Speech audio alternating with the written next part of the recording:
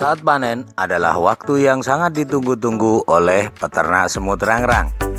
Dalam video ini akan kami sajikan tentang cara panen yang benar agar semut tidak stres dan koloni tidak menyusut secara drastis setelah dipanen krotonya. Simak video ini baik-baik, jangan di skip agar Anda tidak gagal paham.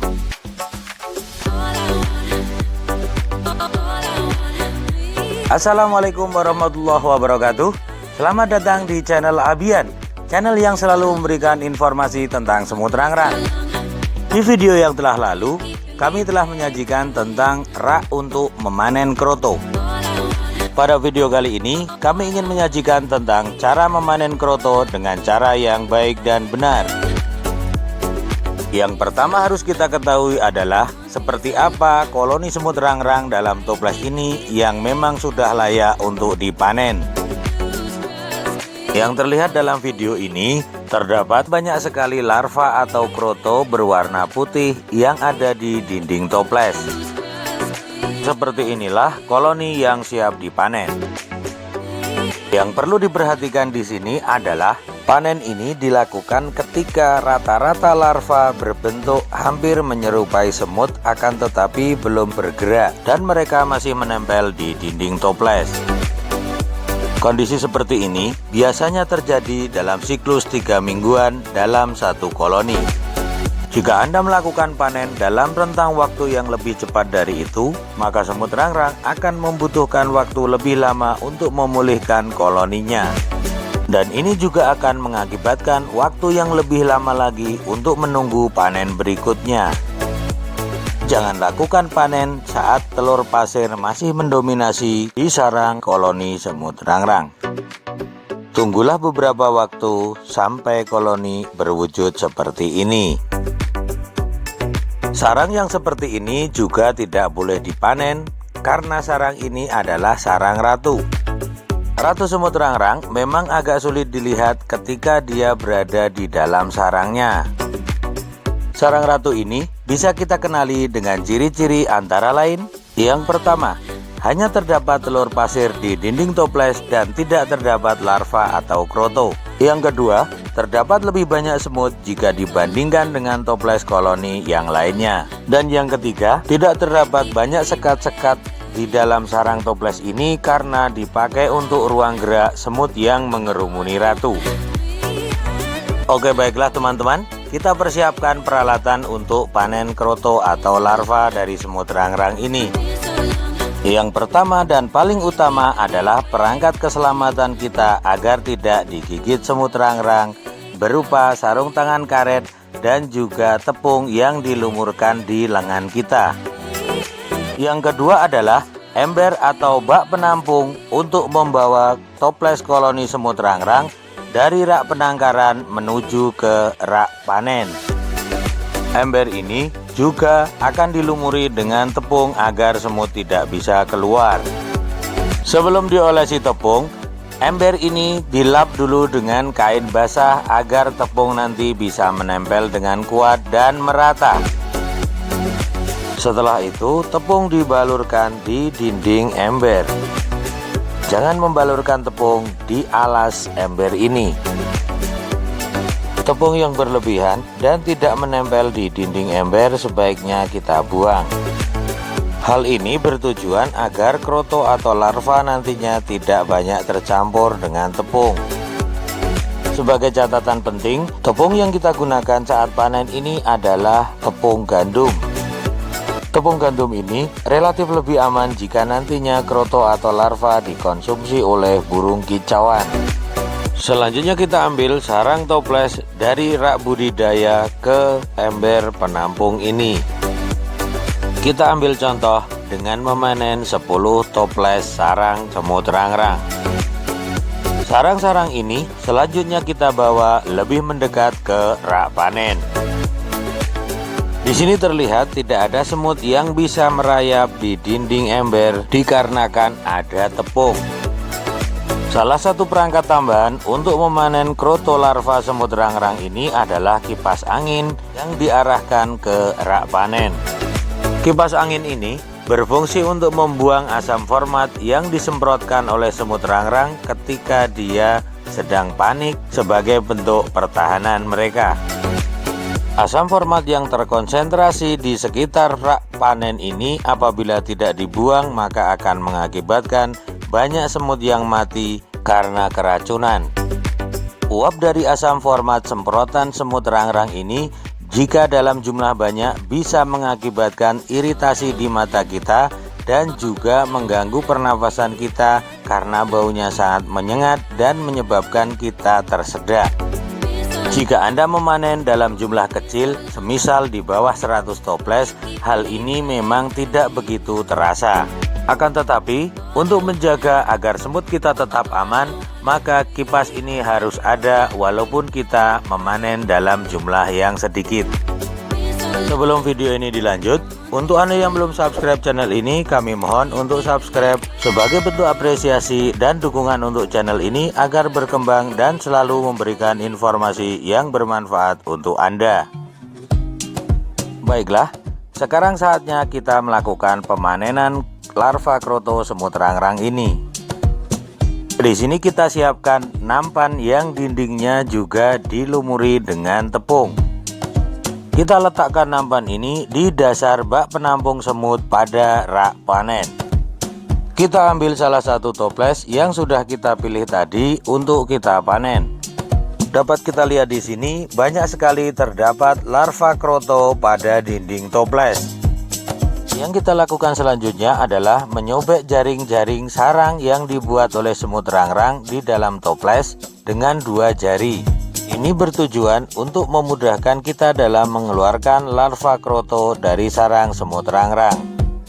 Jangan terlalu banyak menyobek sarang semut rangrang ini agar semut nantinya bisa dengan cepat memperbaiki kerusakan yang ditimbulkan akibat panen. Selanjutnya kita goyang-goyangkan toples ini agar larva kroto yang menempel di dinding toples tadi bisa terkumpul dan mudah untuk kita keluarkan. Kita tumpahkan isi dari toples ini ke dalam nampan yang sudah kita siapkan tadi.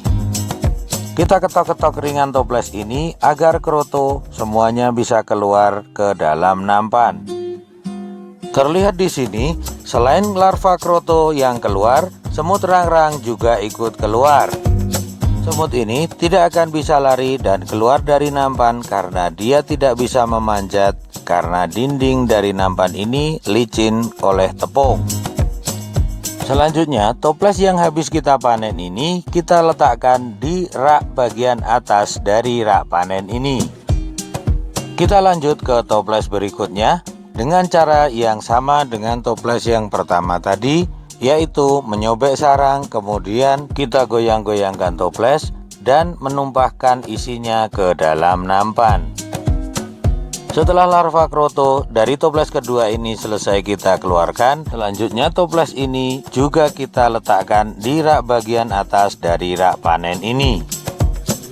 Toples-toples yang sudah kita panen ini sebaiknya kita letakkan di bagian pinggir dari rak panen ini. Berlanjut ke toples berikutnya, masih dengan cara yang sama, yaitu dengan disobek, digoyang-goyang, dan diketok-ketok untuk mengeluarkan larva kroto. Dan sama halnya juga dengan toples sebelumnya tadi, toples yang sudah selesai kita panen kita letakkan di rak bagian atas dari rak panen. Yang kita lakukan pada toples selanjutnya adalah sama, maka kita percepat saja video ini agar Anda tidak bosan dalam menyaksikannya. Jika semua toples yang kita panen sudah selesai, maka selanjutnya adalah memisahkan larva kroto dari semut rangrang. Kita angkat nampan dan kita posisikan miring seperti ini sambil diketok-ketok ringan agar semut jatuh ke bak penampungan. Lakukan hal ini berulang-ulang sampai larva kroto bersih dari semut rangrang.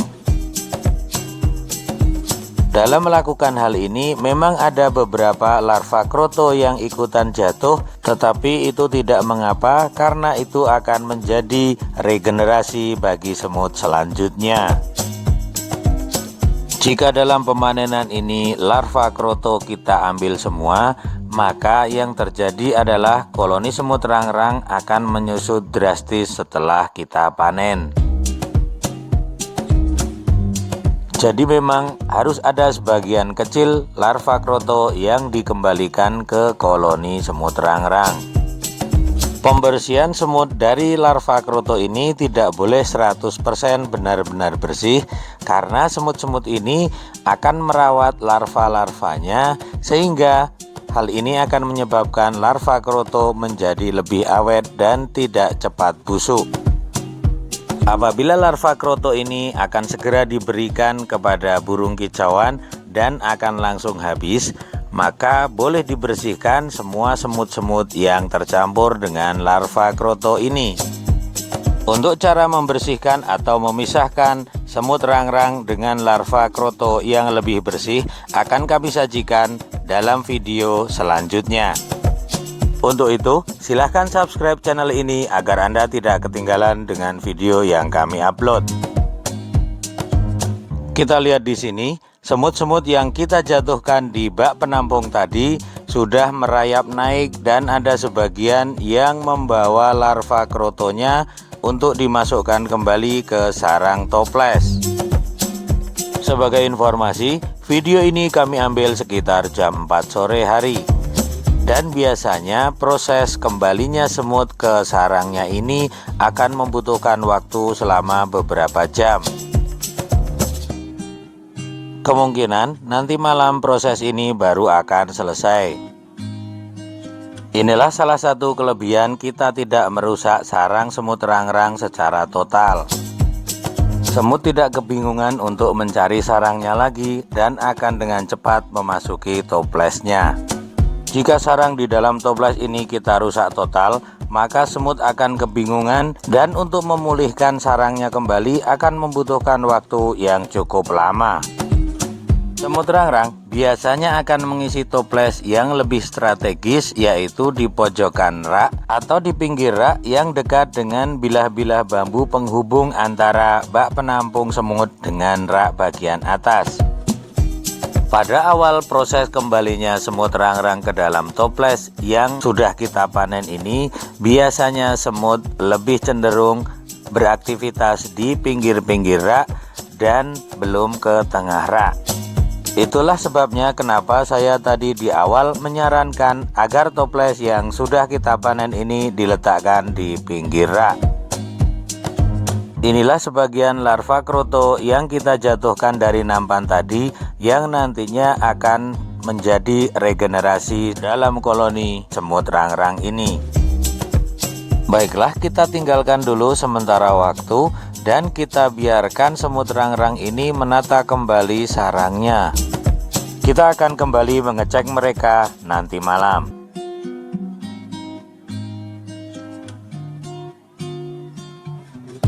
Kita kembali lagi ke kandang dan saat ini sekitar jam 7 malam. Setelah kurang lebih 3 jam dari pemanenan tadi, semut-semut ini terlihat sudah masuk ke dalam toples dan kehidupan mereka seperti sudah normal kembali. Setelah pemanenan ini, memang isi toples koloni semut rangrang tidak bisa merata secara langsung. Ada yang berisi hanya sedikit semut rangrang, akan tetapi ada juga yang berisi banyak semut rangrang beserta larva krotonya di dalam toples. Pemulihan koloni pasca panen ini memang membutuhkan waktu beberapa hari ke depan.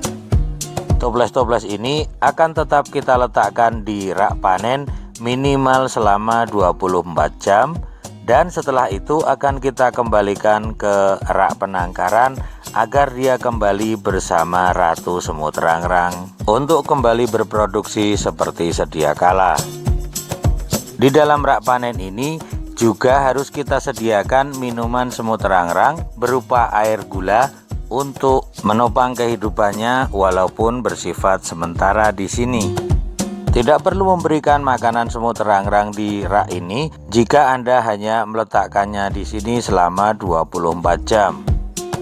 Oke teman-teman, poin penting yang perlu kita catat dalam pemanenan larva kroto semut rangrang ini adalah Peralatan yang dibutuhkan untuk memanen larva kroto semut rangrang ini berupa rak panen, ember penampung atau bak, sarung tangan, tepung, nampan, dan juga kipas angin.